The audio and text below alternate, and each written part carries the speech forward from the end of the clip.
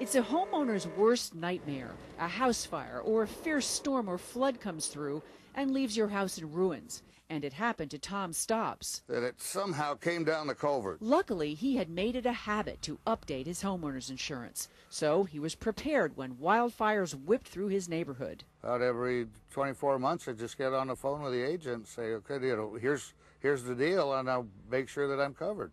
And they kept saying, you're covered. And by golly, I was. Unfortunately, some homeowners find that when disaster strikes, they are underinsured. The cost to rebuild their home is more than the value of their insurance policy. This means they have to come up with cash to rebuild their home to the way it was before.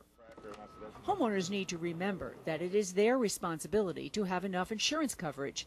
A regular conversation with their insurance agent or company is very important. The three most important questions to ask your insurance agent or company representative are: if my home is destroyed, do I have enough insurance to rebuild it? Do I have enough insurance to replace my possessions? And do I have enough insurance to protect my assets if I am sued? People find themselves underinsured for two reasons. They have renovated their home and built a nice addition that added value to their home, but they didn't buy more insurance to cover it.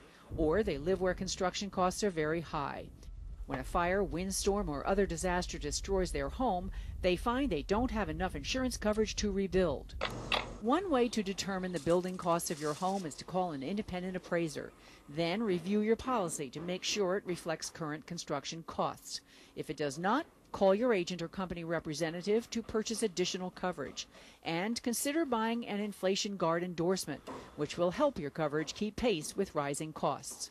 It's critically important that you take a look at your policy every year. Call your insurance agent and make sure that your insurance policy keeps up with you and your home. Fact is, I ended up probably $150 out of pocket for the whole house, the landscaping, the whole thing. And that was probably for an extra steak or two when I celebrated. Carolyn Gorman reporting.